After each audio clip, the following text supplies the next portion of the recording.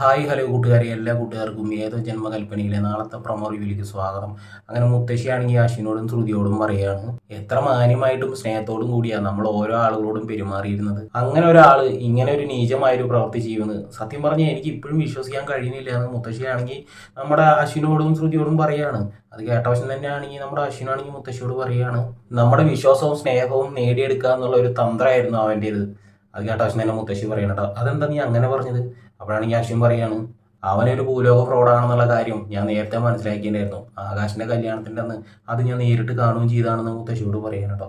പിന്നീടാണെങ്കിൽ നമ്മുടെ ശ്രുതിയാണെങ്കിൽ അശ്വിനെ ചേർത്ത് പിടിച്ചുകൊണ്ട് പറയുകയാണ്, ഒന്നും ആലോചിച്ച് സാറ് സങ്കടപ്പെടരുത്, ഇവിടെയുള്ള ആളുകളുടെ സങ്കടമൊക്കെ ദൈവം കാണുന്നുണ്ടാവും എന്ന് പറയണം കേട്ടോ. പിന്നീടാണെങ്കിൽ നമ്മുടെ അശ്വിനാണെങ്കിൽ ഒരു കപ്പ് കാപ്പിയായിട്ട് നമ്മുടെ അഞ്ജലിയുടെ റൂമിൽ പോവാണ്. അഞ്ജലിയാണെങ്കിൽ ആകെ മൊത്തം സങ്കടപ്പെട്ടിരിക്കുകയാണ്. അത് കാണുമ്പോൾ നമ്മുടെ അശ്വിനാണെങ്കിൽ അഞ്ജലിയോട് പറയാണ്, പണ്ട് ചേച്ചി എനിക്കൊരു കഥ പറഞ്ഞു തരാറില്ലേ, വിശക്കുമ്പോൾ ഉറക്ക കരയുന്ന മാലാഖയുടെ ഒരു കഥ. ആ ഒരു മാലാഖനെ ഞാനിന്ന് സ്വപ്നം കണ്ടു. ആ മാലാഖയാണെങ്കിൽ നല്ല രീതിയിൽ വിഷമിച്ചിരിക്കണതാണ് എനിക്ക് കാണാൻ സാധിച്ചതെന്ന് പറയുകയാണ് കേട്ടോ സുഹൃത്തുക്കളെ. അപ്പോൾ എല്ലാ കൂട്ടുകാർക്കും ഈ ഒരു പ്രൊമോ റിവ്യൂ ഇഷ്ടമായിരുന്നെങ്കിൽ ഒന്ന് ലൈക്ക് അടിച്ചും സബ്സ്ക്രൈബ് ചെയ്തൊന്ന് സപ്പോർട്ട് ചെയ്യണം കൂട്ടുകാരെ.